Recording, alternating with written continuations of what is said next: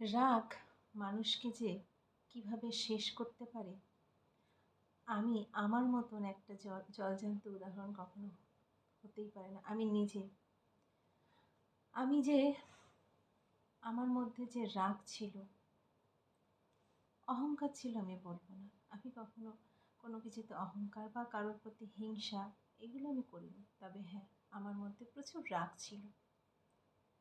আর আমি সেখান থেকে বেরিয়ে আসতে পেরেছি। আর বেরিয়ে আসতে পেরেছি একজনের জন্য।